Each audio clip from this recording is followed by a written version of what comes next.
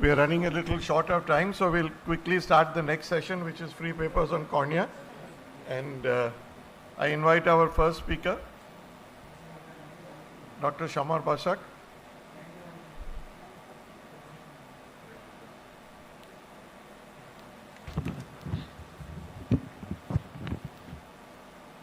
So, good afternoon, everyone. And Dr. Quresh, this is not to be marked. Yeah, I know. I'm presenting some genetic thing in Fuchs dystrophy from Eastern India, especially from West Bengal. So you know that after 115 years, we still do not know what is Fuchs dystrophy.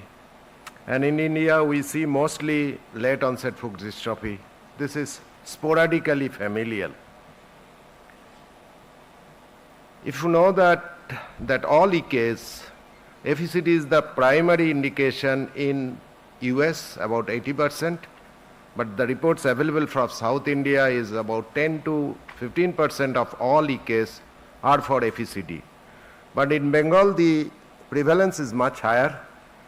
And in our series, we have shown that it is 22 and 38% in DSEC and DMEX series. So TCF4 is the only gene on chromosome 18 which is extensively studied in various ethnic background, and this is cytosine thymidine guanine called CTG 18.1. If there is a repeat of more than 50, that is FECD manifestation, and maybe severity if it is more repeats. Western world, it is responsible, but less in India. No study from Bengal. The study questioned why we see more and is the genetic pattern is different. So that was the question. And we have collaborated with NIZED. This is in Odisha with government support. And this is what I am presenting. It is a part of the study we are doing for last 3-4 years. It is a prospective non-randomized case control study. 39 proved FECD patient who underwent DMEC and 59 available family members of the proband. These are called FECD subject, and 100 non-FECD individual at the blood age gender matched were taken. So there are different parts they have done. So we have counted the 50 repeats and more, and the pedigree and statistical analysis we have done. The sample size in both the arms are almost similar. And if you see that genetic association of TCF4 CTG, this is around 7%. Control is 2%. So it is not statistically significant. We have seen that there is incomplete penetrance with only 10% of the family carrying this CTG 18.1 expansion. 4 of them showing FECD of characteristics, 3 asymptomatic, but if you see the family member, 80% almost, they lacked CTG 18.1 gene lacking. So these are their photographs, they have shown how they have studied. So this is the one of the individual family. If you see that, here all the repeats in 3 members of the family, I have operated 1, 2 are waiting, the repeats are more than 100. And 2 other members, they have good enough that they have given blood sample from a 3-month-old child also. Highly motivated. But if you see from other states, there are few studies are available. The TCF4 is actually 17 to 34%, whereas if you see the Western world data, it is from say 81. And lastly, it is between 17 to 81. India, it was from Odisha, it was 34. From our study, it is 7 and 2, and it is not significant. Probably it is the lowest in the world, indicating other kind of genes and genetic mutation are responsible. So what we did more gene study in this, some of the family member, and we have seen that though the repeats are less than 50, there are FECD positive in this. So we studied the other LAMC and PGS1. They are positive for them. Like this is another family, they are also positive. And this is a huge family, you know that this 2 generation, 9 patient FECD and I have operated already 3. 3 of them are waiting. Maybe another 2-3 years I will be operating them. So this family I am very interested to study more, to go beyond this gene. So conclusion, unlike Caucasians and Western world ethnicity, this TCF4 gene expression has little role in FECD genetics in Bengal. Probably it is multigenetic in origin in our population. Probably other epigenetic factors may have a major role. Very difficult to study them, long way to go. Thank you very much. Any question? Thank you, Samar.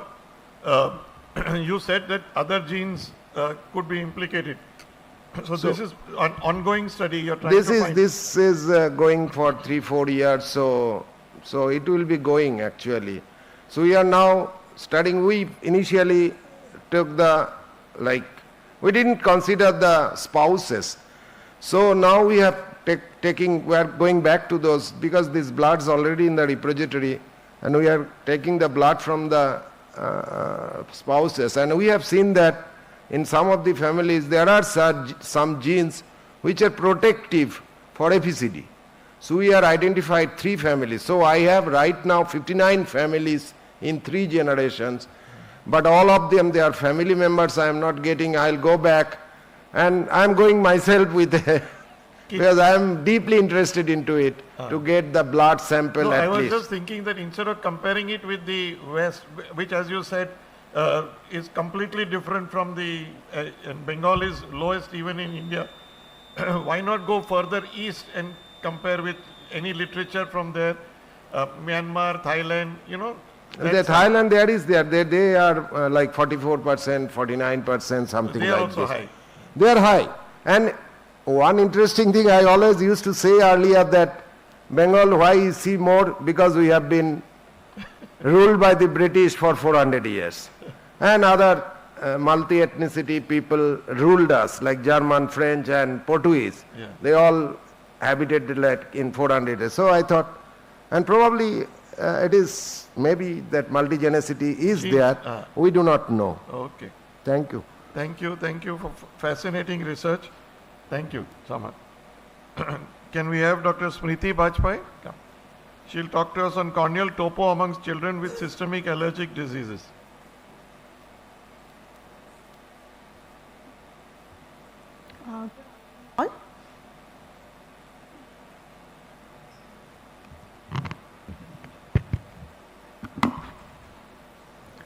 My slides. Okay.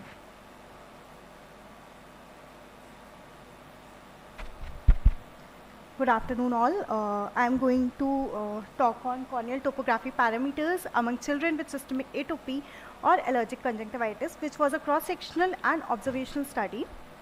Allergy is an exaggerated IgE-mediated response in atopic individual. Allergic conjunctivitis occurs in 10 to 30% of the general population. Predisposing factors are genetics, inflammation, atopy, pollution, and these patients mostly have itching and eye rubbing. Ocular morbidities associated with allergic conjunctivitis are corneal ulcers, scars, ectasia, dry eyes, and refractive errors. So there is no defined place of allergic conjunctivitis in atopic march, which states that atopic march proceeds with eczema, food allergy, rhinitis, asthma. Corneal topography changes are well documented in allergic conjunctivitis, but what about the status of cornea in other systemic allergic disorders? The aim of my study was to compare corneal topography parameters in children with systemic allergies without any eye symptoms and those having ocular allergies. Materials and methods it was conducted in Department of Ophthalmology at a tertiary care center in North India. Recruitment was done after IRB clearance. Study period was of 6 months. Calculated sample size was of 74 patients per group, providing 80% power, but due to limitation of the time, we took 60 eyes in each group. 3 groups were there. Group 1, patients with systemic allergy alone. Group 2, patients with ocular allergy. And Group 3, patients without any systemic allergy or ocular allergy. Disease duration was at least 1 year in groups 1 and 2, and in group 3 we took normal population. And these were the exclusion criteria. Complete eye evaluation was done from history till Oculus Pentacam. the following corneal topographic parameters were studied, and the comparison of corneal topography parameters was analyzed between the three groups. The percentage of patients with abnormal corneal topography value was noted in each group, and the sensitivity and specificity of parameters were analyzed using the ROC curve. This was the statistical analysis used, and age group was comparable.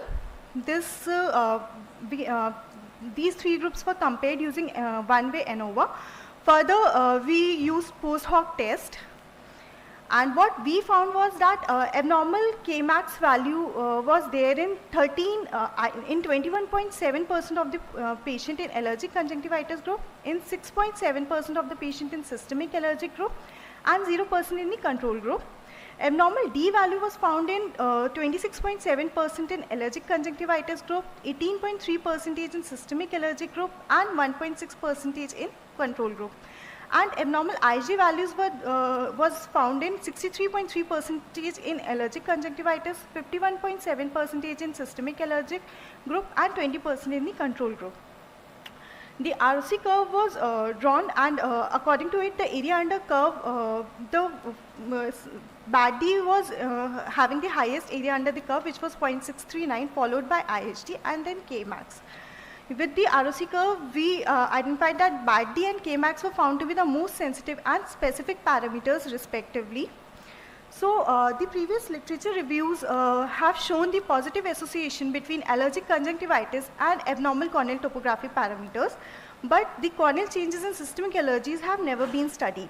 So the strength of this study was that it was a novel study to demonstrate corneal changes in patients with systemic allergies without any eye symptoms, and abnormal topographic parameters can be a potential marker of conjunctivitis with the predictive, preventive, and therapeutic capabilities.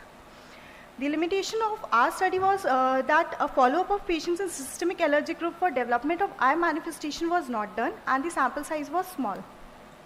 So I conclude that systemic manifestations of allergy should be considered as a risk factor for abnormal corneal topography, thus warrants routine eye screening to detect subclinical disease. BAD and Kmax were found to be the best parameters to predict ocular involvement early in atopic patients. It is worth exploring their predictive and preventive ability for atopic march progression. So, scope for further research is that multicentric studies with large sample sizes are required, recruiting patients at different stages of atopic march to study corneal topographical changes and the onset of clinical disease with long-term follow-up, and the predictive ability of topographical markers as potential biomarkers need to be explored. These were my references. Thank you. Thank you, Smriti. Two questions. One is, were your three groups age and sex matched, or at least age matched? So age was matched in group 1 and group 2, and in group 3 the age was a little bit on higher side, like it was 11.6 years average. So p-value was different. Okay. And what kind of systemic allergic diseases were you looking at? Asthma, skin eczema, or yes, any third? So asthma, skin, eczema was there, asthma was there, bronchitis, so only, rhinitis. Any one of these or a combination was taken? So any one of them, like the skin diseases which come in atopic march, we were taking those patients and who were having those manifestations for 1 year. And there was no distinguishing between those having, say, bronchitis and those having eczema? So I differentiated them also, but I haven't included that slide here. Okay. But it was very small sample size, Yeah, so because I small couldn't sample conclude it. Okay, thank you. I invite Dr. Radhika to join me. Come. Thank you, Smriti. Thank you so much. Thank you. Come.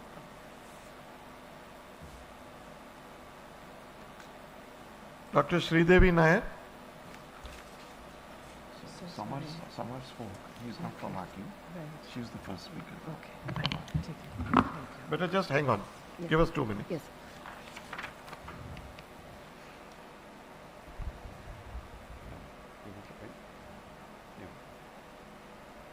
Okay. Okay. Good evening, everyone. So the title of my study is Evaluation of Limbal Microstructure in Early Vernal Keratoconjunctivitis Patients Using Spectral Domain Optical Coherence Tomography. So vernal keratoconjunctivitis, it's a chronic inflammatory disorder of the ocular surface, and it's one of the leading causes of limbal stem cell deficiency. and we know that SD-OCT has been described to observe the morphology of palisades of Vaux and the limbal stem cell niche, as well as the limbal stem cell niche microstructure, and detection of subclinical limbal pathology using SD-OCT may actually help us do a risk stratification in early VKC patients, and that is the hypothesis of this study. So if you just look at this image, this is a representative image of H&E staining of the limbus. So this is a radial and a tangential scan respectively, and you can make out that the limbal stem cells are in this region, and which can be seen in the corresponding AIOS2025 image. Similarly, in the tangential scan, you can see the palisades of Vaux as these projections, which can again be seen corresponding on the AIOS2025 image.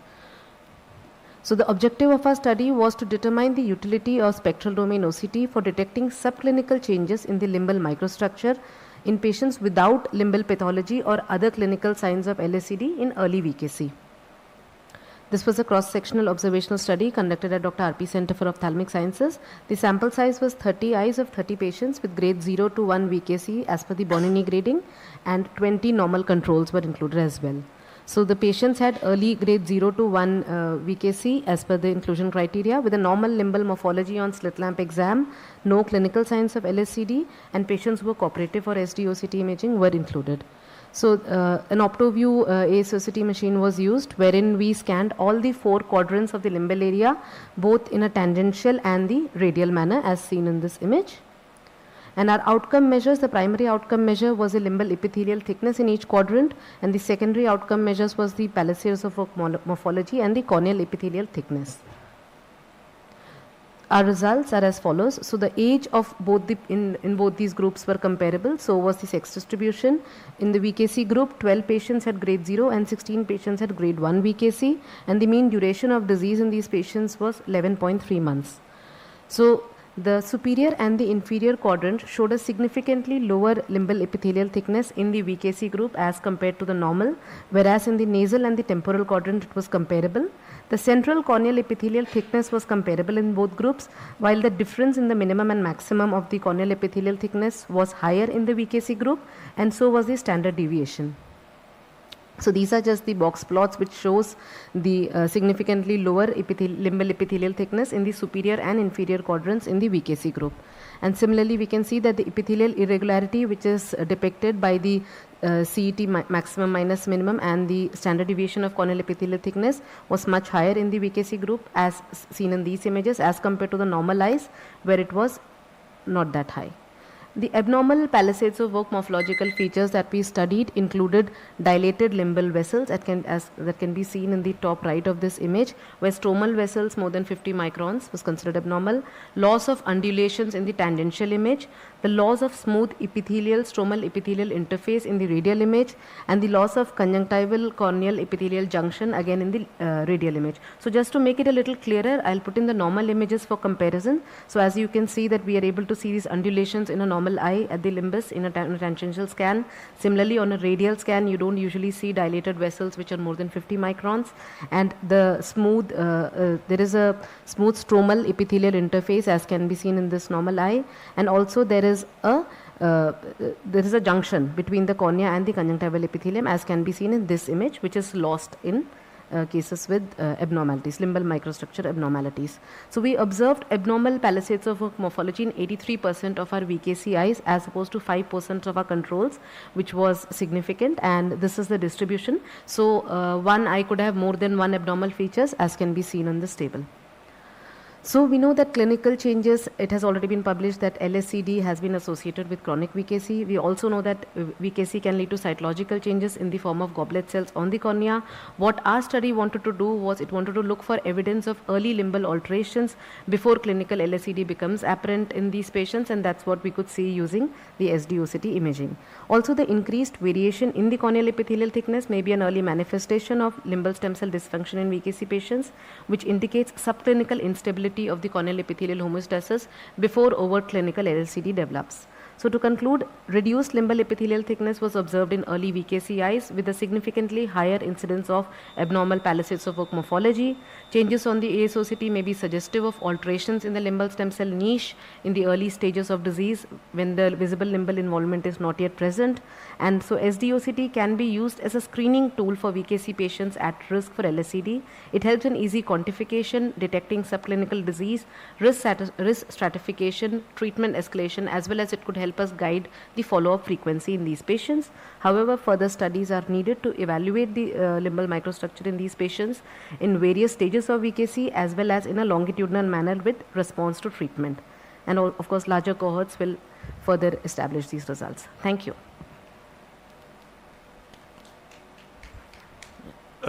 You mentioned in your last slide Yes, that sir. one of the things it could help you is going in for more aggressive treatment for such patients. Yes, sir. The issue is that most of our patients, these are youngsters, the parents come to you for symptomatic relief. Yes, They sir. are more interested that the child doesn't have redness, itching, these sort of things. So all eye surgeons do their utmost to see that the patient is symptomatically better, irrespective of the stage of the disease. You follow? So I'm just saying that even if we were to do this test, at the end of the day, I don't think our treatment regime would change in any way. So it would just give us an indication that who are the patients who are at a greater risk for developing an LSCD in the future. So For maybe this we you- can for have this you need more to- frequent. For this, you need to come to that conclusion, you need to do a longer Yes, longitudinal longitudinal, study. which is one of our Unless that is done, recommendations. you cannot Yes. say this. you Correct, know? sir. So Yeah. that is our recommendation that we'll have Correct. to do a larger cohort and longitudinal study Yeah. for that. Yes, sir. Yeah. Thank you. Thank you, sir. Yeah. You can call the next paper. The next paper presenter, Dr. Haryapriya from Arvind, endothelial cell loss following phaco in eyes with pseudo-exfoliation, a 10-year comparative study. Thank you. My disclosures, the IOLs were donated by Alcon and CTRs from Orolab. None of the authors have any financial interest to disclose. Pseudoexfoliation eyes which undergo cataract surgery have been are at a higher risk for endothelial cell loss. This paper by Hayashi et al. Reported a 9% endothelial cell loss in the pseudoexfoliation group.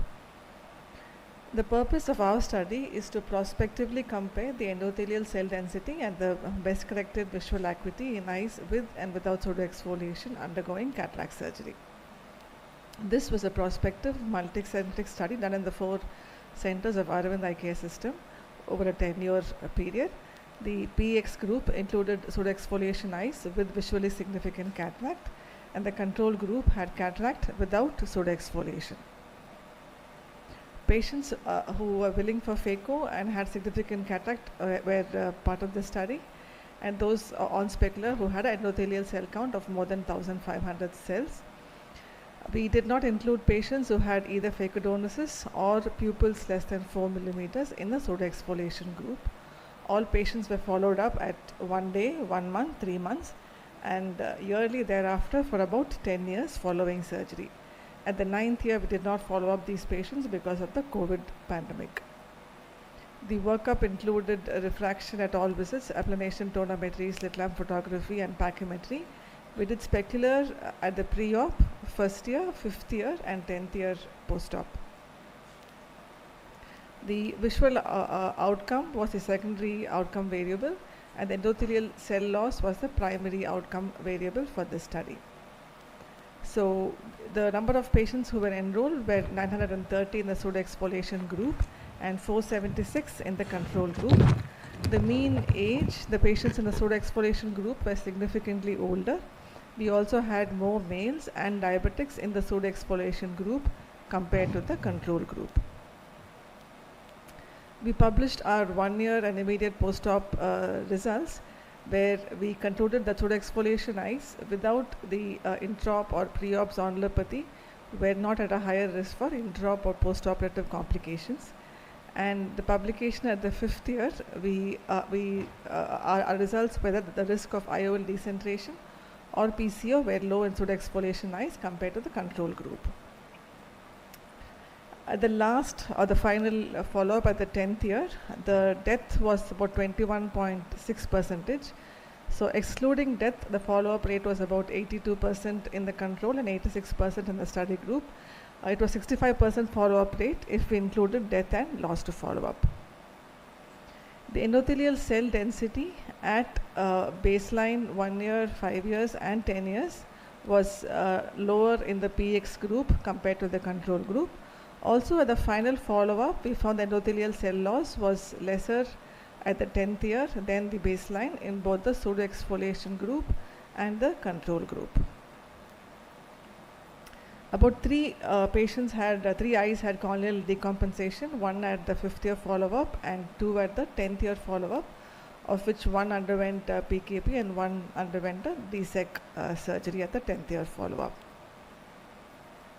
The endothelial cell loss at the 10th year, the assessment for risk factors, we found that those patients who were over 60 years had a higher risk for endothelial cell loss, and those who had nuclear opalescence of more than 4 on the LOX3 grading also had a higher risk of endothelial cell loss. The glaucoma did not link any risk factor for endothelial cell loss.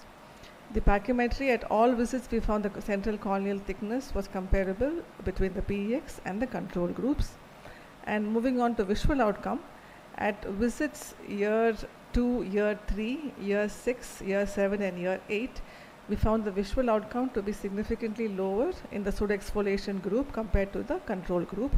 However, this was not very significant clinically. It was less than half a line difference, although this was statistically significant.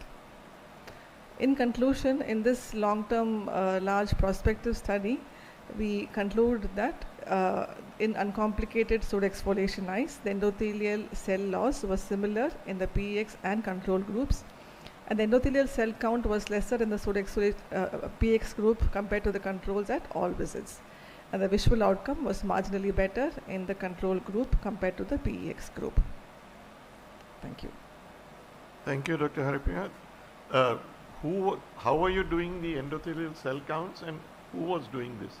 It was done by a trained technician in the cornea department, and they were blinded to which group the patient was, whether it was pseudoexfoliation or it was a technician, it wasn't an ophthalmologist. Okay, thank you. Did you manage eye-wise, patient-wise? It was 1 eye per patient. We did not take 2 eyes per patient. It was 930 and 476 each patient of each eye of each patient. 1 eye. Okay. Thank you. Dr. Ruchi Shukla. Dr. Ruchi Shukla is not here. We'll wait for Dr. Tejasvi Prasad.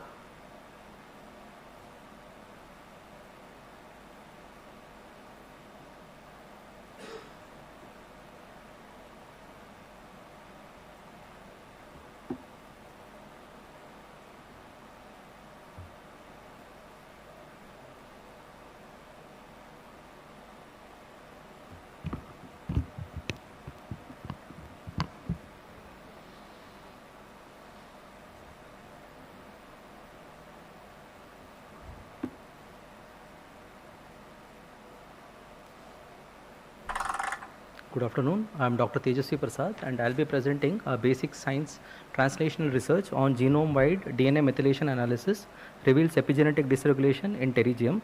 We have no financial disclosure and this study was funded by SERB Startup Research Grant.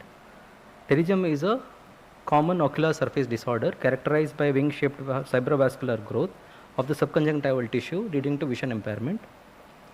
About 10% of the patients who seek eye care in India have pterygium at least in one eye, and in our institute in year 2023 we had done 2,757 pterygium surgeries and this number keeps increasing.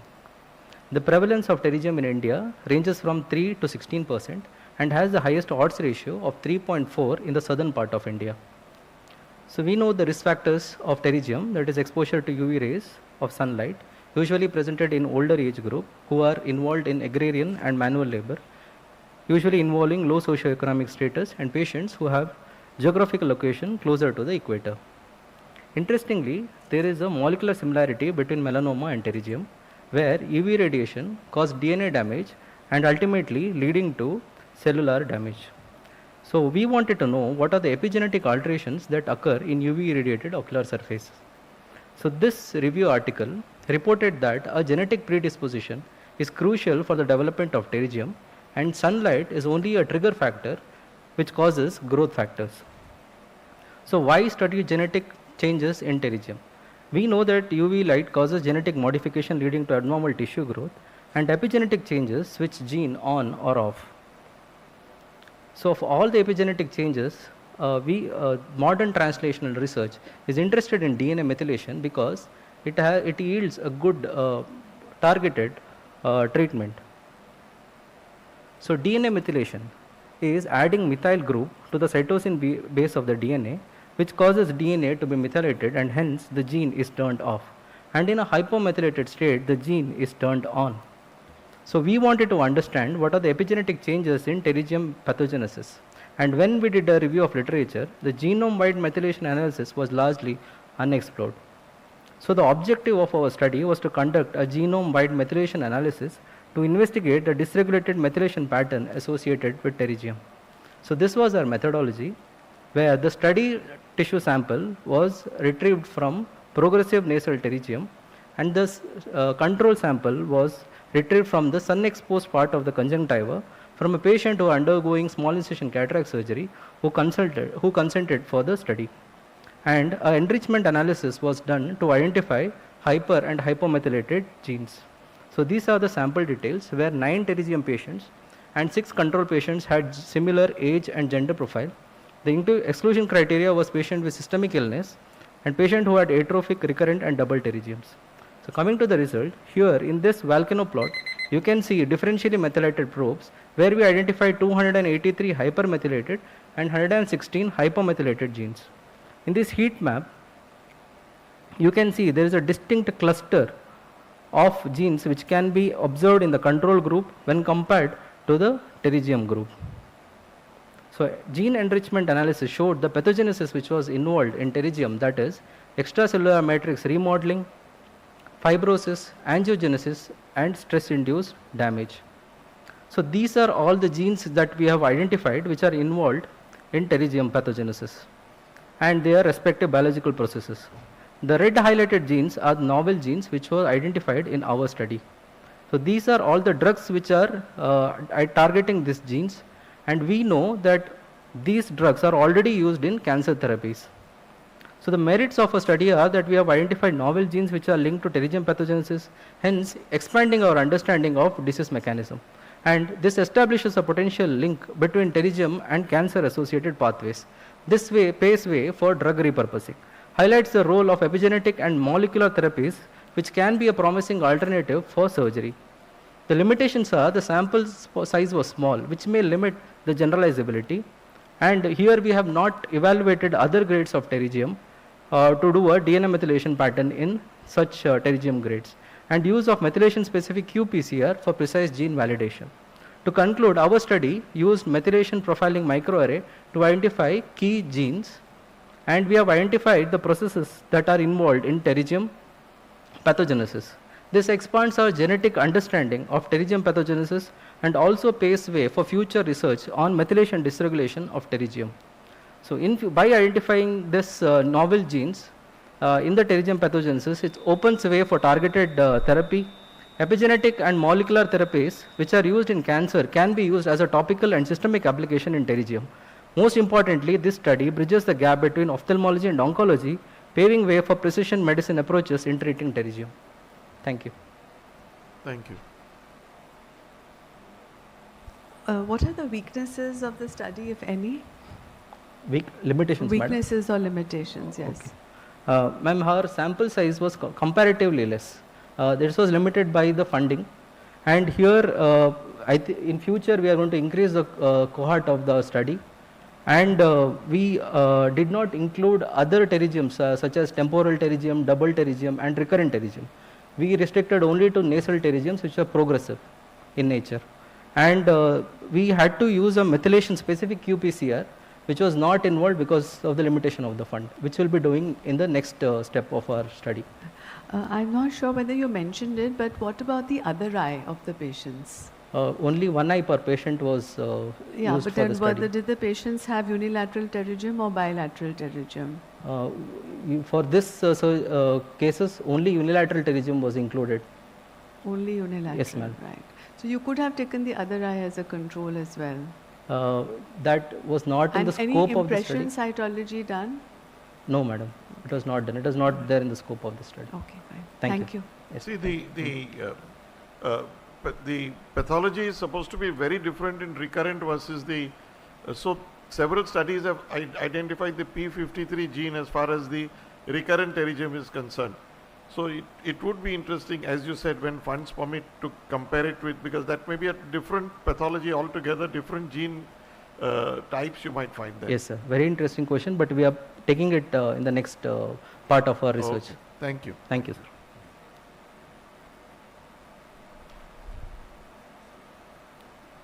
Dr. Rakshit Agarwal.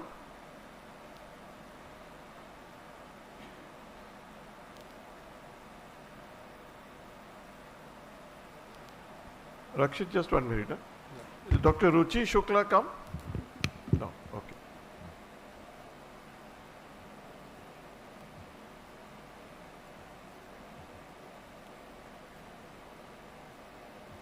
Yeah. Good afternoon, everyone. The topic for today's talk is SLED Shines, Enhancing Post-SLED Cataract Surgical Outcomes in Post-SLED Patients. So, okay.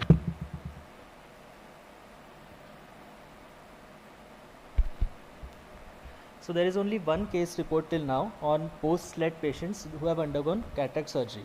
Hence, we did a research on 7 to 8 patients of a case series of post-SLED patients that have underwent the cataract surgery.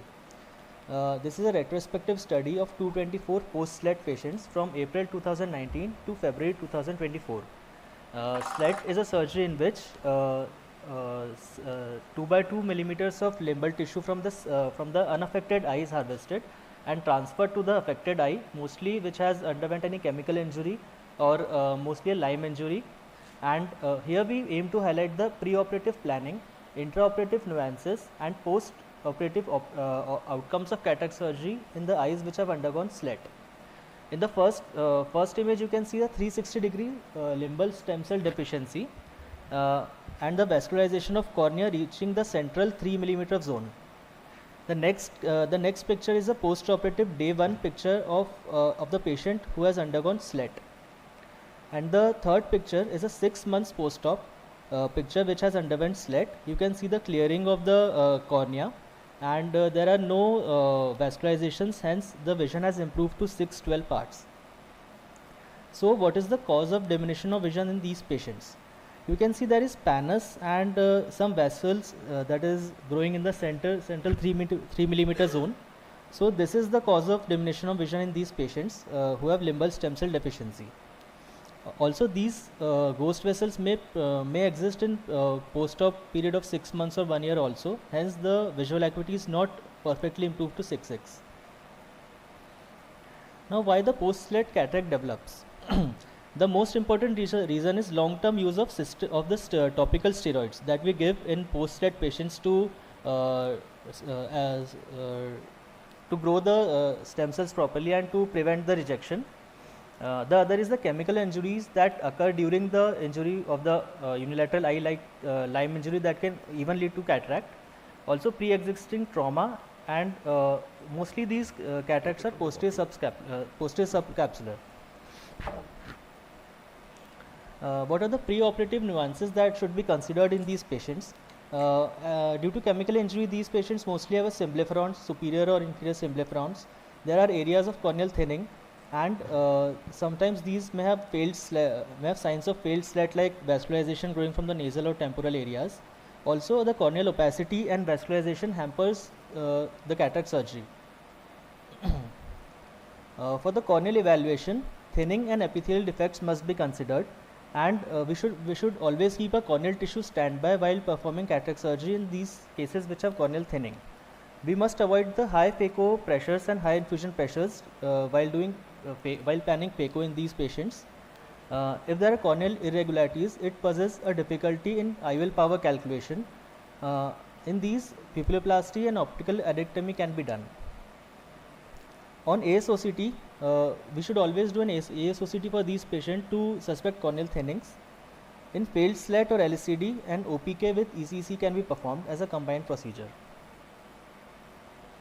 What are the intraoperative challenges that we may get in these patients? Mostly these are vascularized and opacified corneas. So the phaco incisions should be planned at the sites with clear corneas. Also, the patient must be counseled for adequate duration of surgeries, and the surgery must be planned in a peribulbar or retrobulbar block. The rhexis flap must not be left in the hazy parts of cornea, as identifying the flaps will be difficult. We can place the OVD, we can replenish the OVDs frequently over the cornea for better visualization, and ASOCT findings must be considered before planning the choice of surgery between phaco and ECC. Biometric considerations. A video keratography can be done or an IOLmaster can be used for determining the K values. In central 3 mm zone, average K values can be used. Significantly scarred corneas, standard K values, that is 44-45 diopter, can be used. We must avoid any multifocal or toric lenses in these cases, as it may lead to refractive surprise. If there is difficulty in visualizing capsular bag or margin, we must place a multi-piece IOL in the sulcus. Also, the patient must be counseled for a refractive surprise. So these are the results of our study. Mostly the patients had the PSC or dense PSC. In the initial 4 cases, we performed the phaco surgery, and visual outcomes were better than 612 in all of them, 618 in all of them. And in 2 cases, we did ECC with PMMA, in which the visual outcome was 612 and 660. In 2 cases of failed SLET, we did a combined procedure with OPK, a small graft OPK with ECC. So the conclusions are, it is challenging preoperatively and intraoperatively to operate a post-SLET patient for cataract surgery. Steroids hastens cataractogenesis, specifically posterior subcapsular cataract, and which is quite symptomatic. The IOL calculation is a challenge, and irregular astigmatism can be tackled by using scleral or can be tackled by scleral or rigid gas permeable lenses. Thank you. Thank you. See, you spent 4 out of your 5 minutes giving us a general overview of SLET and cataract. Yeah. Instead of telling us specifically in the patients that you tackled what you found. Because the conclusions that you draw should be based on your findings which are seen. So I had a single slide of your finding combining all those patients. From that slide alone, I cannot draw the conclusions that you drew. You have to be very careful when you're presenting a paper to present the conclusions that you draw from your research, your clinical research. It cannot be a broad-based literature survey of all the possible things that can happen. So you cannot. So otherwise you need to spend more time on your patients, telling us how your patients gave you this conclusion. Okay. Okay, Yeah. thank you. Thank you, sir.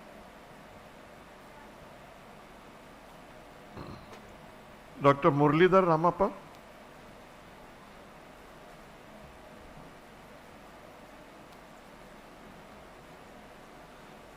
No.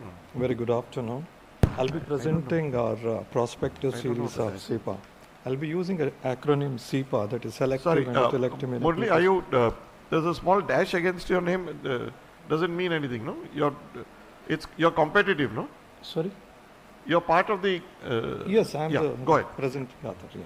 Sorry. So I have no financial disclosure. As we all know, Peters anomaly is one of the most common developmental abnormality of anterior segment. It does present with central corneal opacification. So the OCT is very clearly evident here. Oops. I'm sorry, there is a lag here. I'm unable to move.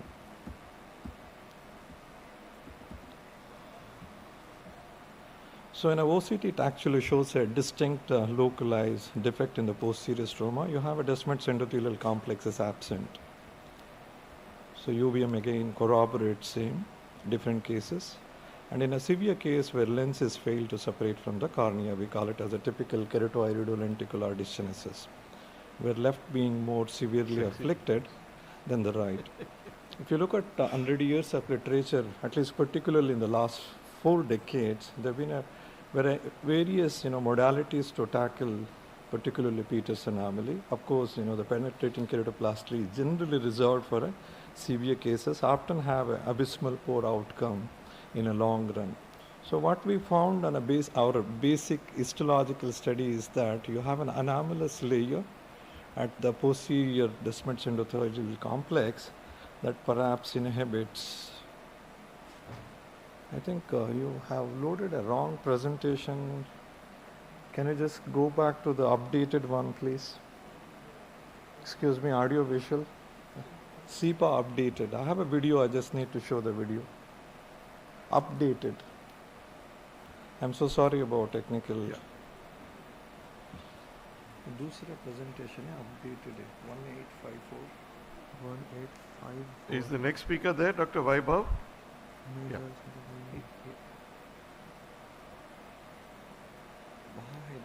नहीं sir इसी में डाला होगा उन्होंने आपके पास pen drive है This is the next presentation.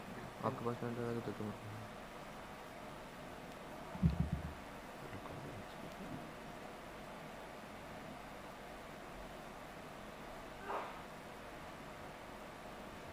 Only can we take the next speaker in the meantime? Yeah. I'm so sorry. Yeah, no problem. Come.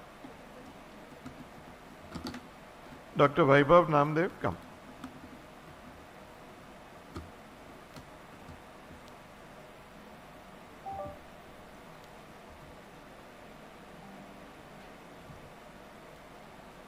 Can we have Dr. Vaibhav's presentation?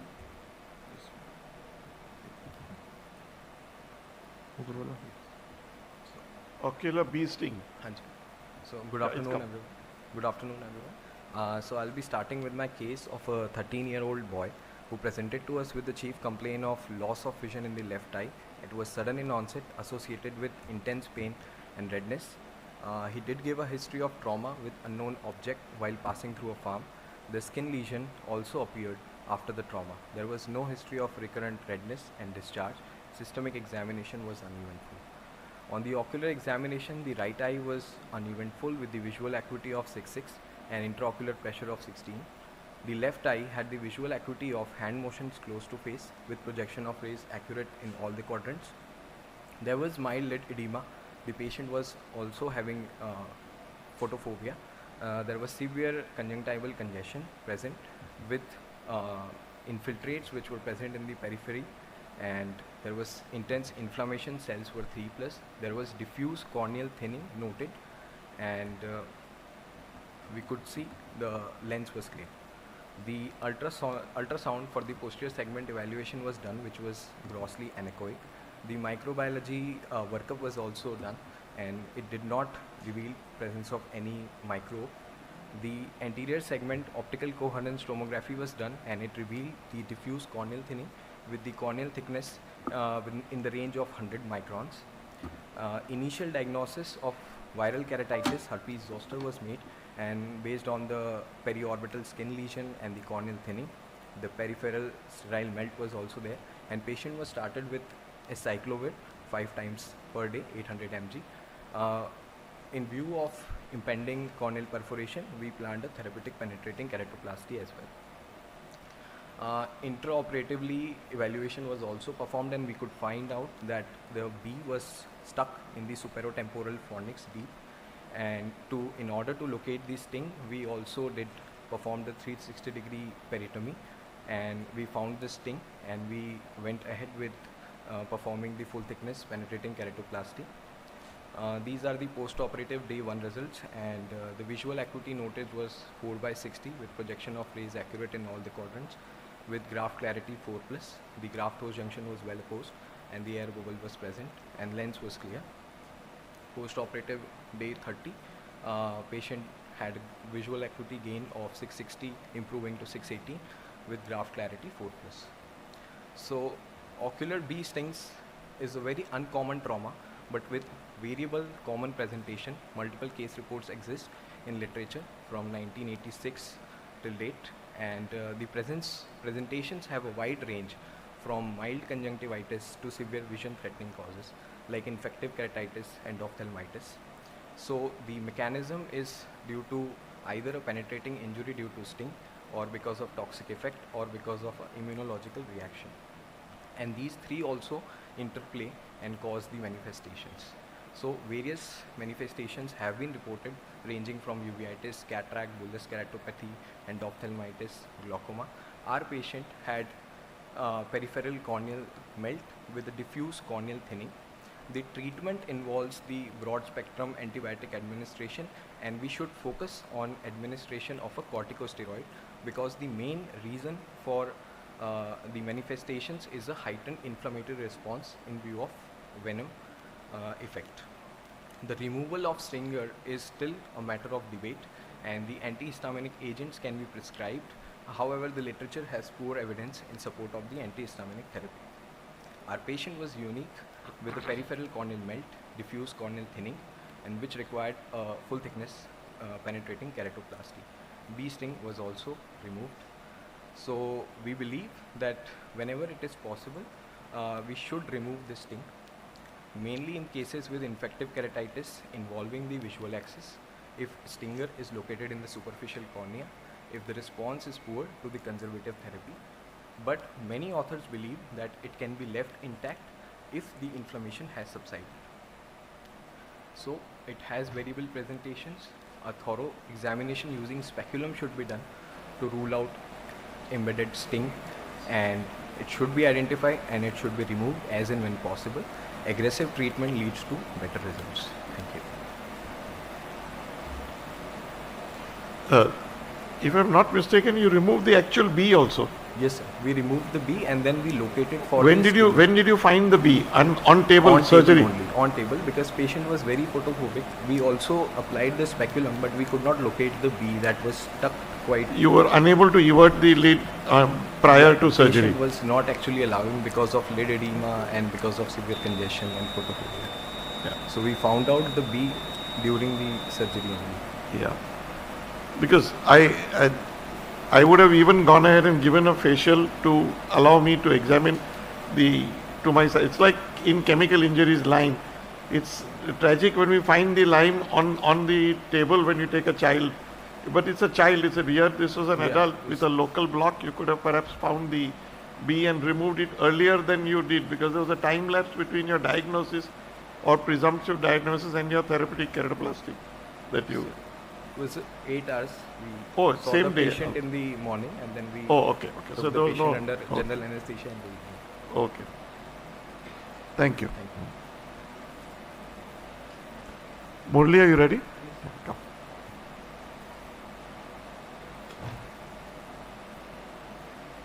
Excuse me.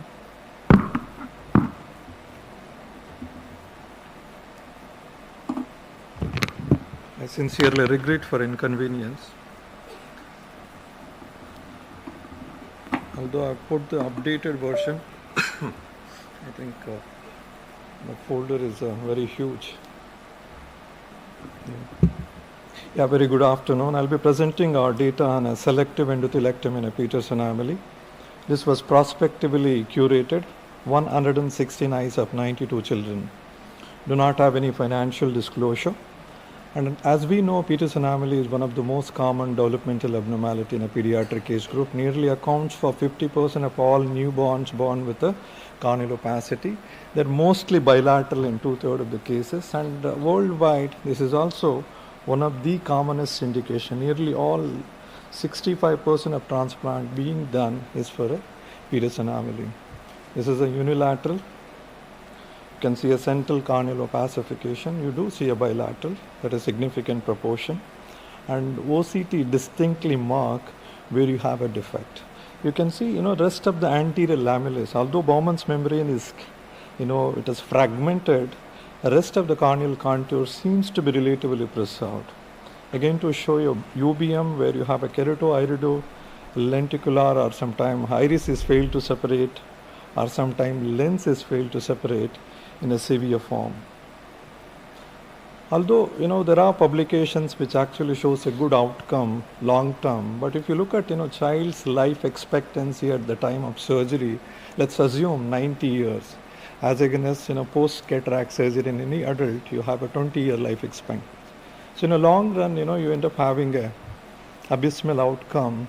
Therefore, we need a very alternative procedure which is very simple, easy, and anybody can do such a procedure. So that was a question we had when we started this journey about 10 years ago. Through our retrospective papers, we've already shown efficacy of this particular procedure, and it is 97% of the cases had a clear cornea. And for calculation's sake, I've included only 78 eyes of 62 children which have completed at least 6 months of follow-up, although we've included all cases to show whether any complications or side effects. We have to reclassify and categorize into mild, moderate, and severe based on the zone and the site of involvement. For audience, I just want to show this particular video. You can see a very distinct central opacity. You have a pigments that actually demarcates the perimeter of the corneal opacity. It's a pretty simple, easy surgery. Any pediatric or anterior segment surgeon can easily do. And all I'm doing is just polishing and removing that anomalous layer. And if there are any synechias, we also sever that. And care has been taken here not to disturb the Descemet's membrane. And also, if you carefully look at the video, I'm removing these cells, connecting, bridging, if any bridge between the healthy cornea and diseased cornea, that also serve as a contact inhibition. So I'm collecting these cells, and we are actually doing a single transcriptomics on these cells. Need to know why they are immature. So that's it. It's a very simple, easy surgery done under a good retro illumination. And serially, if you look at this is the outcome. The same child after 4 years, you can see right and left eye has a significant clearing. You can see in a pre and a post-op outcome as well. And same has been documented on a OCT. Although, it is a surrogate measure, it doesn't show there is an endothelialization by 30th day.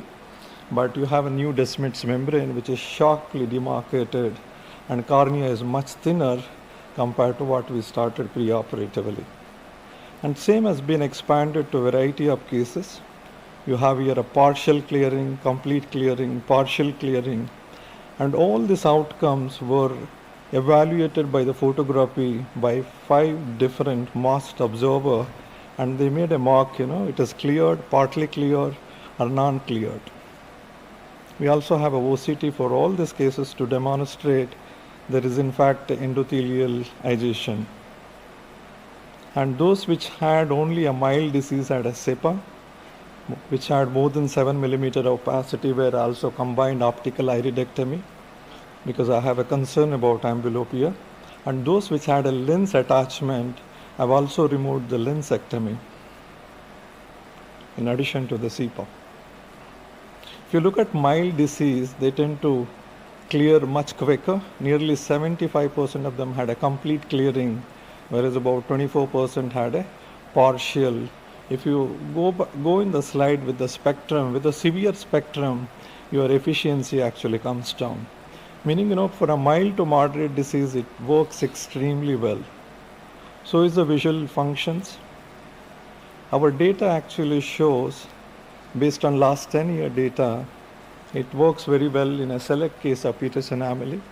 Possibly, it may be a superior surgical alternative which circumvent all complications related with the conventional penetrating keratoplasty. These are my references. Thank you. Thank you, Murli.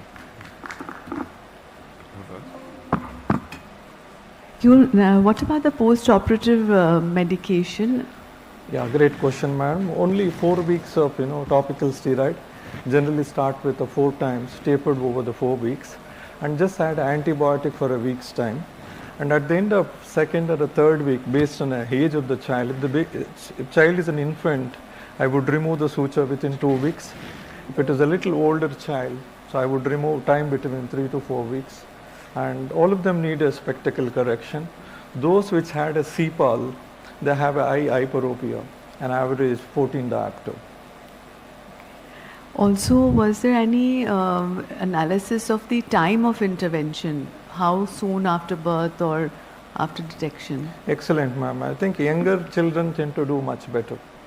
If you have a bilateral disease, they present within a 3 months window period, where I believe, peripheral endothelium do retain some amount of mitotic potential, they tend to clear much faster.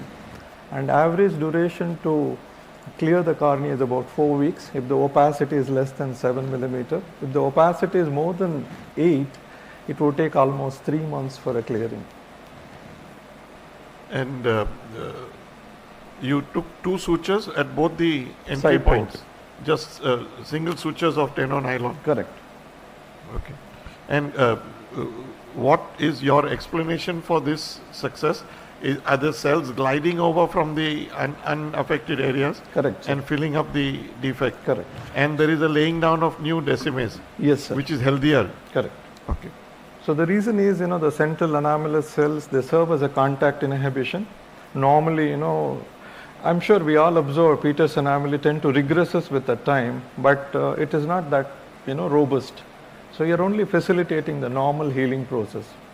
If you ask me any limitation, I think it is a all single surgeon experience. Although I've been receiving reports from, worldwide people, every day I get an email, but we have not tested. Can it be replicated in others' hand? Because, it has a stringent inclusion criteria to, include. That's only limitation what we have. All of us have inadvertently experienced this when we've torn or ripped the decimes while doing surgery. And sometimes the patients have been lost to follow up and come back unexpectedly with good vision. Absolutely. Yeah. Thank you. Thank you. The Ms. Kunapareddy, you're reading it?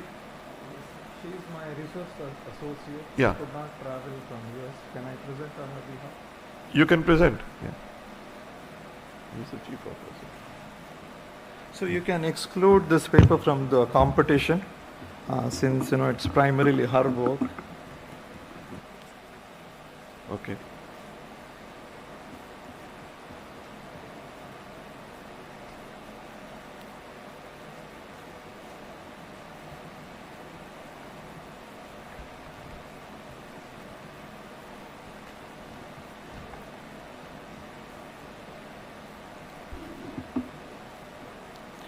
So again, a very good afternoon. So I'll be presenting a morphometric analysis of primary congenital aphakia using a high resolution anterior segment OCT. Do not have any financial disclosure. So we all know congenital primary aphakia is one of the, again, a rare anterior segment pan-ocular abnormality. It has a single gene, that is a FOXC3 mutation, and in South India where consanguinity is very prevalent, and they can have a plethora of ophthalmic complications. They do have a CNS complication. It is beyond relevance of this particular talk. And congenital aphakia, when we look at the entire anterior segment is disorganized, you have something called a silvery corneal opacification. So it may sometimes look like a sclerocornea, extreme microphthalmos, sometimes even look like a congenital staphyloma. And one of the diagnostic tools is we have to do an UBM to rule out presence of a lens. If the lens is absent, so the lens plays an important role during the embryogenesis. Many a time when we examine these children, if we do not have an access to UBM and anesthesia facility, we end up missing. So one is a good clinical evaluation combined with the corroborative UBM, and also the genetic screening is the mainstay of diagnosing this particular entity. Why do we need to diagnose this entity? Because most transplantation or any penetrating procedures have abysmally poor outcomes. So what we did is prospectively, can we consistently able to diagnose any other non-invasive modality?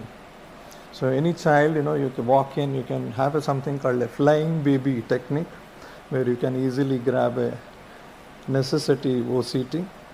And if you look at, this is a normal healthy eye in a high resolution. You can see all the layers. You have a beautiful architecture, except Dua, I'm able to, figure out, point out, and right from epithelium, Bowman's membrane, entire anterior segment, in the corneal architecture, including the Descemet's endothelium. Whereas the second picture, if you carefully look at, you don't have that very distinct architecture. It is completely disorganized. Cornea is not only thin, a very aberrant architecture, and you have a lot of potential spaces that indicate the corneal vascularization. It doesn't have a healthy Bowman's, doesn't have a healthy endothelial, Descemet's endothelial complex. So that's what the premise of study. By just doing a simple OCT, we'll be able to diagnose. So now, having seen several hundred cases, by the look of this cornea, that is a typical silvery corneal appearance, I know we are dealing with a congenital aphakia and no invasive surgeries in such cases. I skip in the interest of the time. And what we did, included about 11 eyes here. And consistently we were able to plot on a OCT, which is a quite diagnostic. So the message is here, not only there is a global thinning and entire anterior, central and a posterior architecture is distorted here. Meaning, OCT can consistently able to tell us this particular entity is a congenital aphakia. This is the results. And this highlights the value of AIOS-OCT even in a babies with a congenital corneal abnormality. And these cases, we can promptly put them on a aphakic glasses. They tend to improve, have some ambulatory vision, and no invasive surgery when you make such a diagnosis. Thank you. Thank you, Murli. In the interest of time, we won't discuss this paper. Dr. Harini?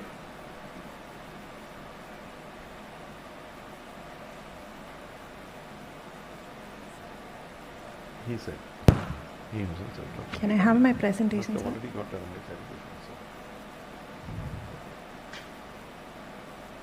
yeah. My presentation. I think this side, no? Yeah.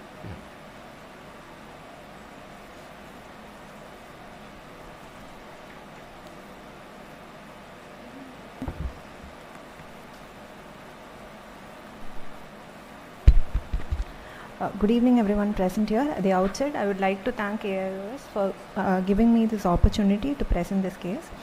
I would like to thank my my chief author, Dr. Gayatri ma'am, for guiding me through this paper. My topic is evaluating epithelial mapping dynamics with topical cyclosporin 0.05% in aqueous deficiency dry eye.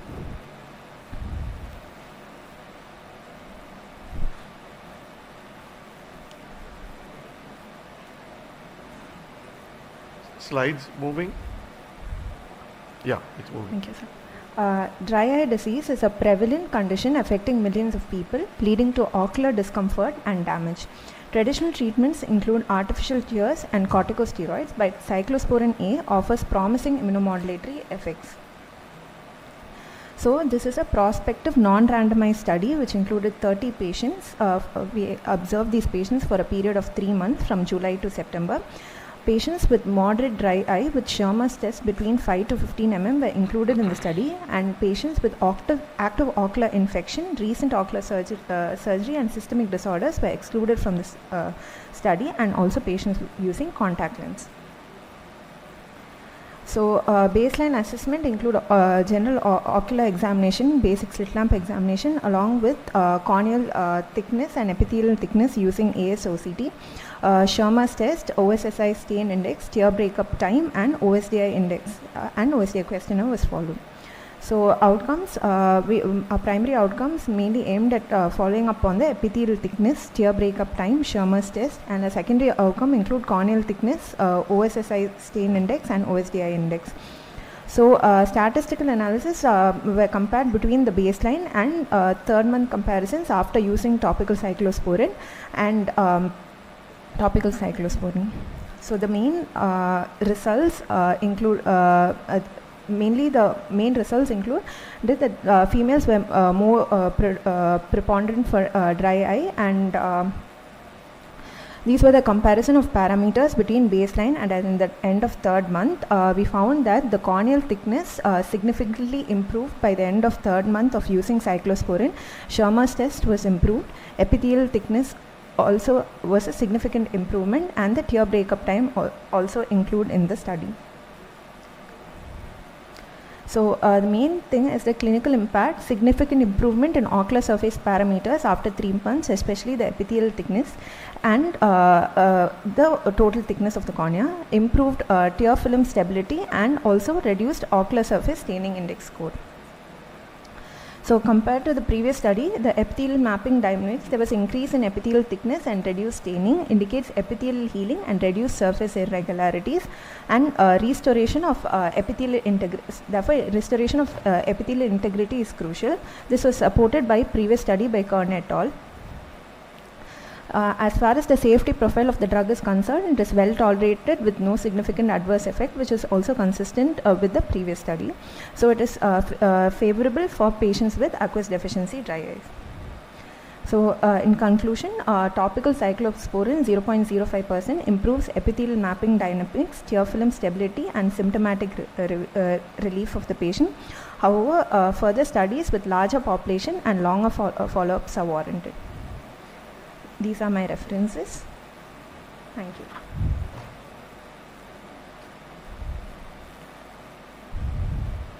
Were the patients prescribed only cyclosporin or lubricants as well? And how do you confirm whether it was not just a better lubrication? Ma'am, we used only cyclosporin. Only cyclosporin, so no topical tear substitutes at all? No. Okay. Thank you. Thank you, ma'am.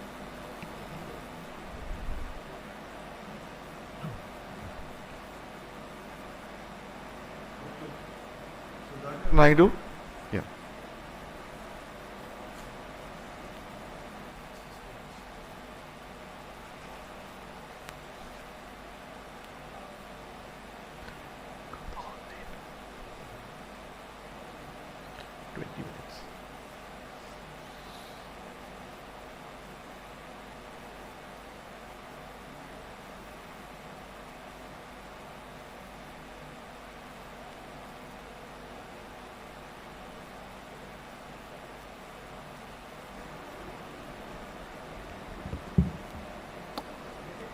Good afternoon to all. I am Dr. Sudhakar. In the next few minutes, I will try to discuss the role of anti-segment OCT as a diagnostic tool in deep stromal fungal keratitis with endoexudates and with intact corneal epithelium. There is no financial disclosures for the content of this presentation, and these are the scope of my presentation. In the next few minutes, I will cover these things. 4 speakers. Left. It's not moving.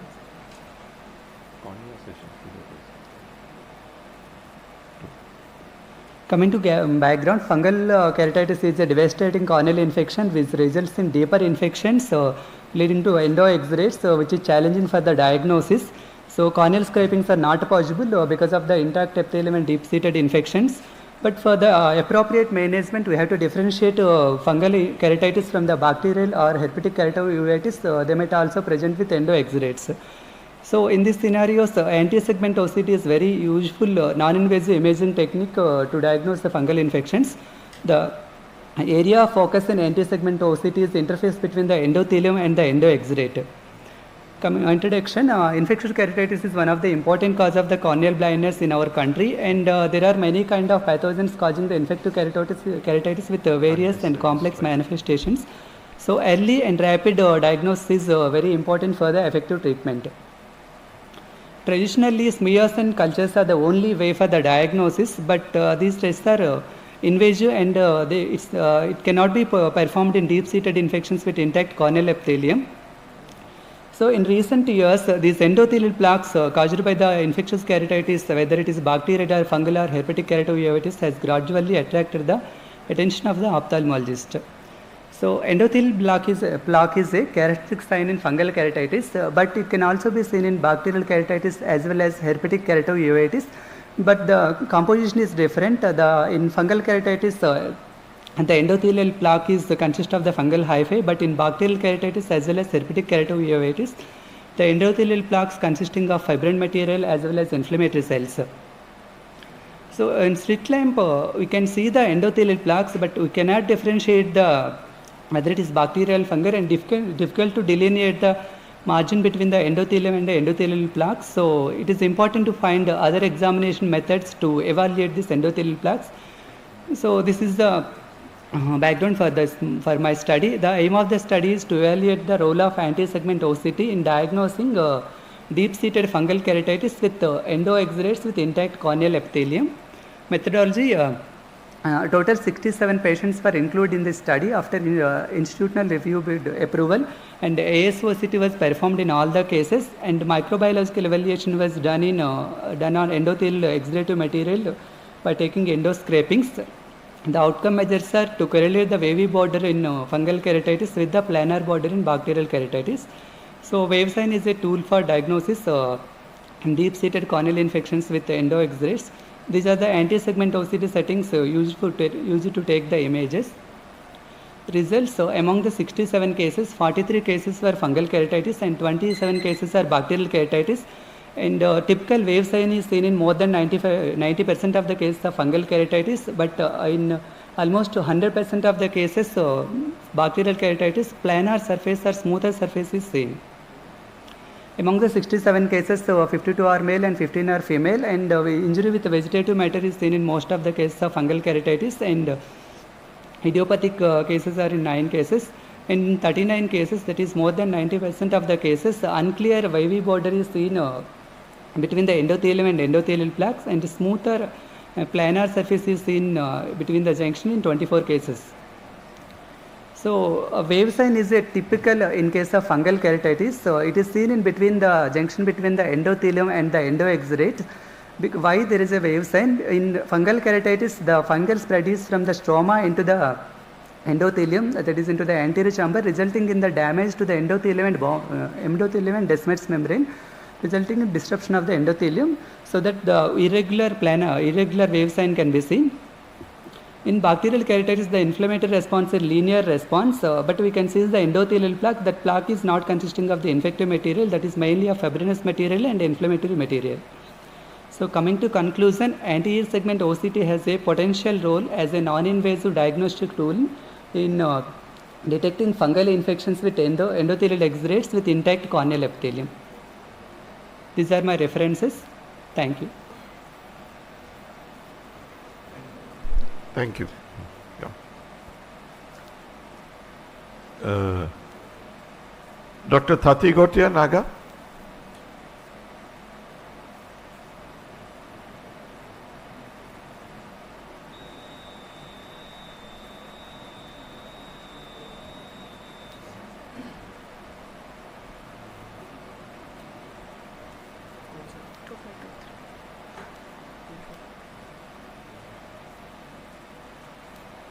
Is Dr. Nagaraju here? Dr. Nagaraju is here?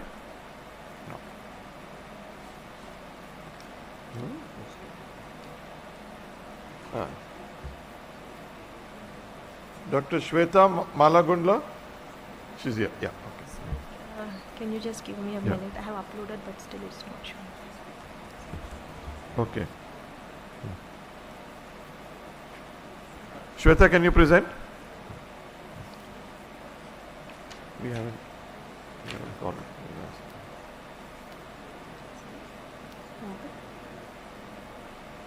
Dr. G. Sugaranjini? Yeah.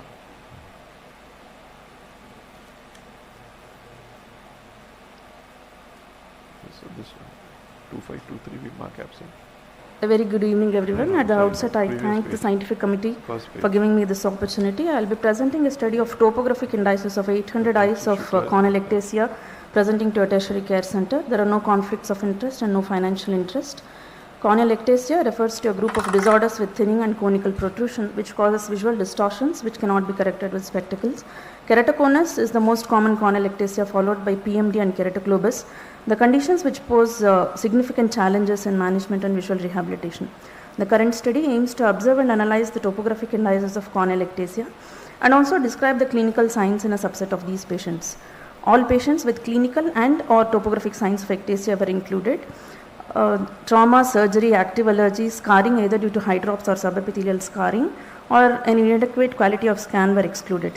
It's a prospective observational analytical study of 798 eyes of corneal ectasia who presented between February 2023 to August 2024 in accordance with the inclusion and exclusion criteria and after obtaining informed consent and institutional ethical clearance.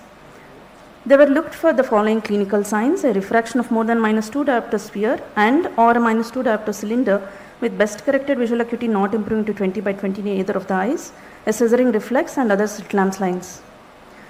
All these signs were confirmed by 2 trained corneal surgeons and documented in a pre-validated proforma. They all underwent pentacam sheen plug imaging and the clinical details and topographic indices were documented. Out of 798 eyes, 748, that is 93.7% were keratoconus, 5.8% was PMD and 0.5% was keratoglobus. The topographical data was analyzed by statistical softwares and the refraction and BCVA were described in 248 of 748 eyes. The minimum age at presentation in our center was 9 years with the maximum of 42 years with a median age of 19 years. 54% were females and 46% were males. The average duration of spectacle usage in these patients were 4.18 years and the most common systemic illnesses reported were hypothyroidism and anemia. 3 were lactating mothers, 2 out of whom had severe keratoconus.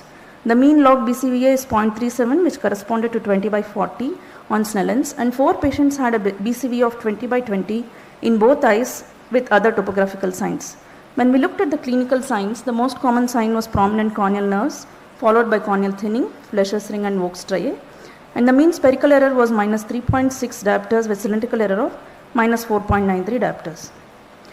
When we looked at the topographical indices, the mean Kmax was 58.83 diopters which indicated the severity at presentation with a minimum K of 42.5 and a maximum K of 98.5.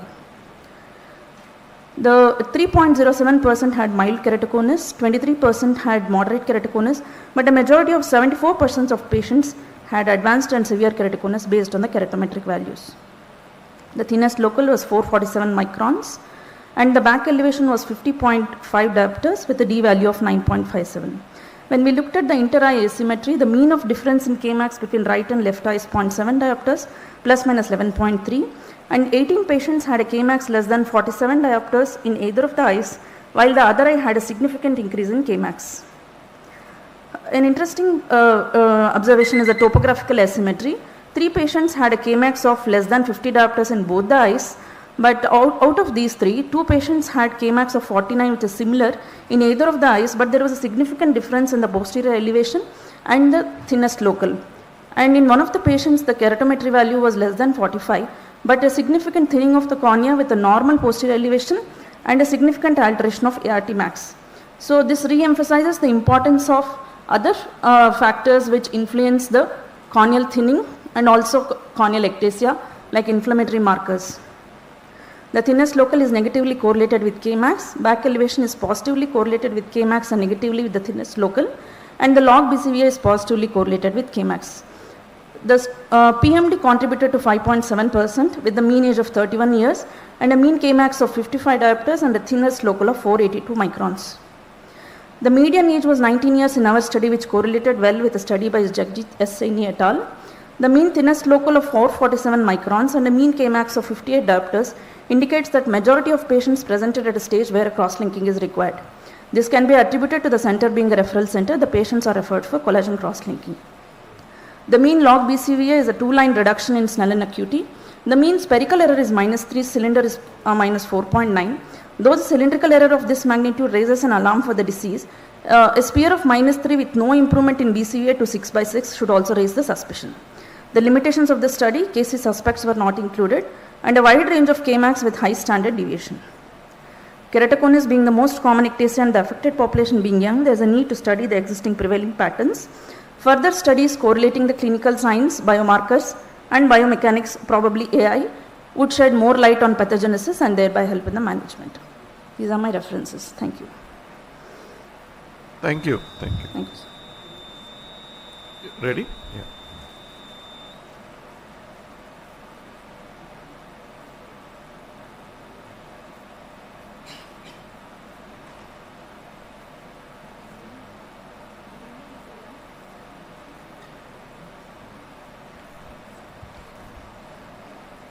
Yeah, I have pressed it.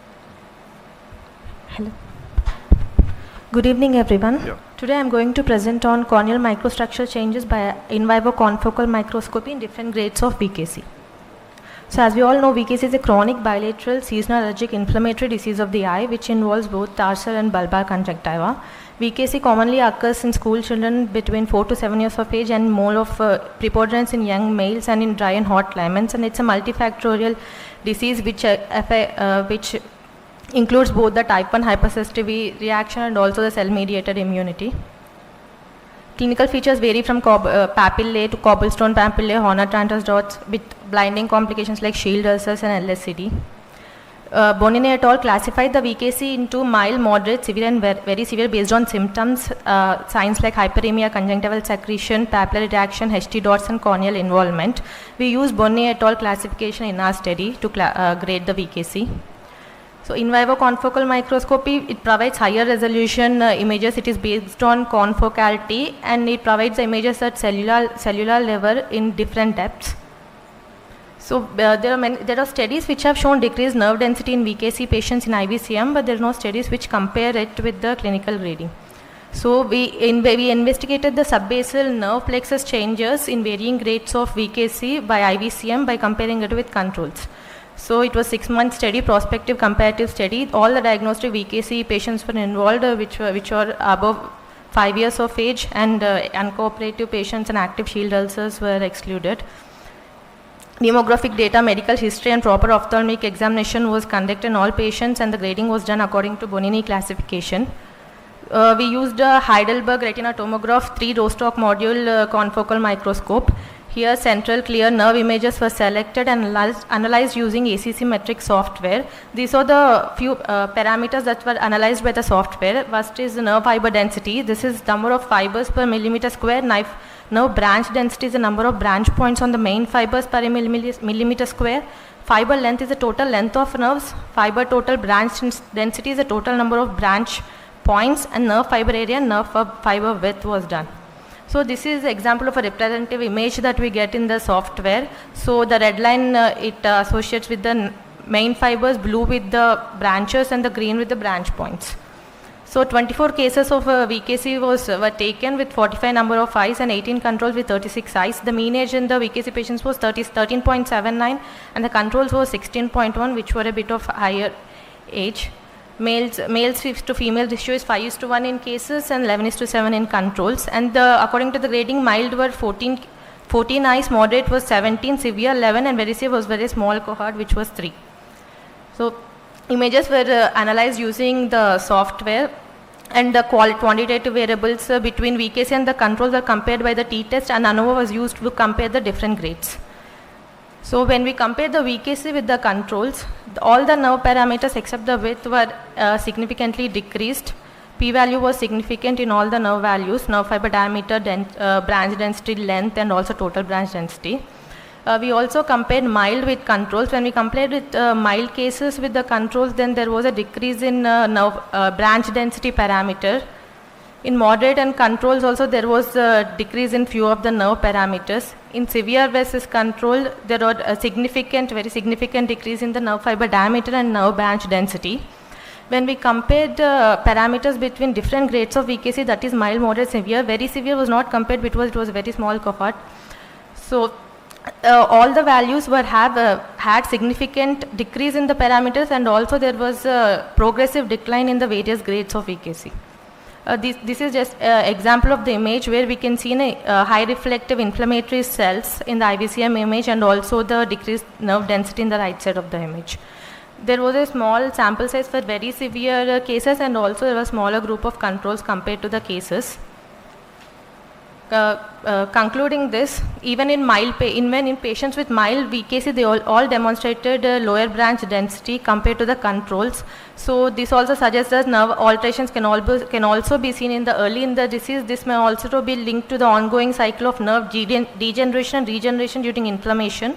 So more studies have to be undertaken to see the progressive changes in IVCM even during the course of the disease as it goes, and also if they can see any reversibility of these changes on treatment. Thank you. Thank you.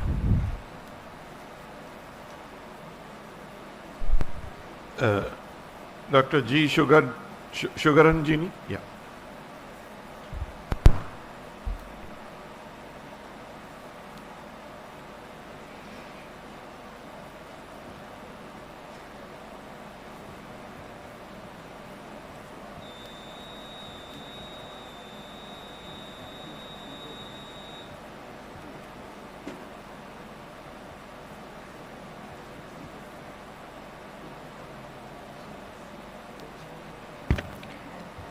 At the outset, I would like to thank Kerala Ophthalmic Society for giving me this honor. My paper is titled Anterior Segment OCT Biomarkers in Recurrent Corneal Erosion Syndrome. As we all know that recurrent corneal erosion syndrome is a debilitating disease, and it still remains difficult to predict recurrences in this disease. And till date, only slit lamp examination is used for the follow-up in RCS. So the aim of our study was to look at the AIOS2025 and the AIOS2025 epithelial mapping changes in RCS patients and the capability of these AIOS2025 biomarkers in predicting the future recurrences in RCS. So this was a retrospective study, and the charts of the patients presenting with typical RCS symptoms were enrolled, and in the history, the cause of the initial insult, the duration of the recurrence, the time gap between the recurrence and the frequency of the recurrence was recorded. Based on the history of frequency of recurrence for this study, the RCS patients were grouped into group F, that is the frequent recurrence group, where the patients complained of at least one episode of pain in a month, and a rare recurrence group where they complained of less than one episode every 2 to 3 months with a normal intervening period. All patients underwent slit lamp examination, AIOS2025 scanning and epithelial mapping. The RCS area of interest was marked in the clinical diagram, and the patient was subsequently sent for AIOS2025 scanning of this RCS area of interest. Along with that, the epithelial mapping was done, and the area of epithelial thickening was demarcated as a hot spot, and we also looked at whether this hot spot corresponded to the clinical diagram that was drawn in the OPD. So as we all know, these are the AIOS2025 changes in a cornea. And these were the changes that we noted commonly in the RCS patient, that is epithelial hyperreflectivity, epithelial detachment, epithelial edema, and in some cases intraepithelial hyperreflective inclusion bodies. And in the epithelial basement membrane Bowman's membrane complex, we noticed that in the area of RCS it was absent, and also there was hyperreflectivity of the BMBM seen in some cases. And this is also anterior stromal haze was seen in some cases. In AIOS2025, as I've already mentioned, the hotspot was seen, and we looked at whether it corresponded to the clinical diagram. So coming to our results, 36 patients were enrolled, and more than 50% of the patients complained of symptoms for more than a year. Around 70% of the patients fell in the frequent recurrence group and 30% in the rare recurrence group. Though most of them did not remember an incident of initial trauma, fingernail injury was the most common cause of trauma. Coming to the AIOS2025 changes, more than 70% of the patients in both the frequent recurrence as well as the rare recurrence group had epithelial and the BMBM changes. Stromal changes were rare, but when we compared it between the two groups, BMBM changes was more statistically significantly more common in the frequent recurrence group. So this shows that the BMBM changes occurred more in the frequent recurrence group, and epithelial changes was exhibited. Though exhibited by majority, there was no significant difference between the two groups. Coming to the AIOS2025 epithelial changes, the hotspot was seen in 90%, more than 90% of the individual, and it also corresponded to this clinical diagram drawn in the OPD in more than 90% of the patients.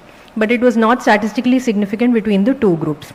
So as we all know, fingernail injury has been documented as one of the most common changes, and OCT changes have been studied in the past, but more commonly in the acute and chronic patients, and ours is probably the first study which has differentiated patients into frequent and rare recurrence group based on the history.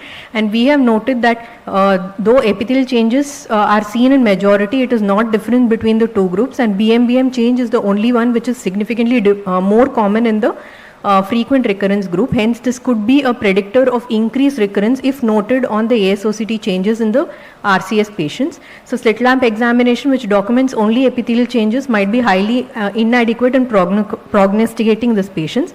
Epithelial mapping changes have also been studied in the past for targeted stromal therapy with good success. We agree with the study that it does delineate the area of RCS well, but it cannot predict the patients who will have more frequent recurrences.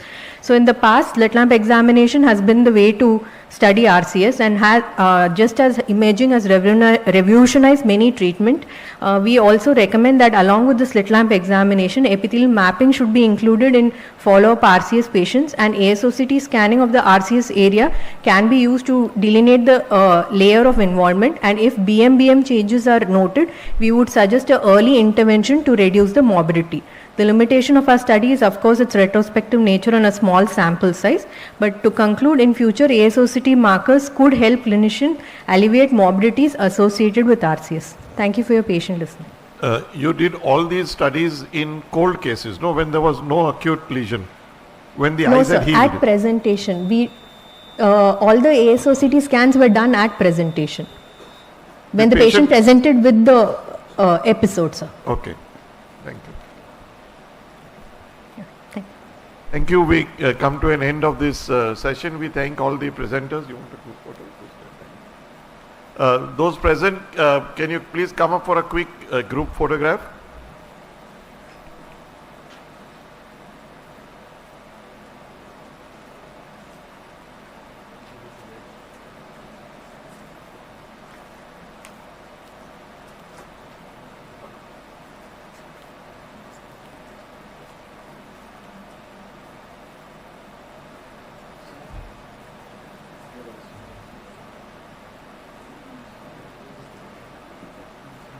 Come closer, come closer.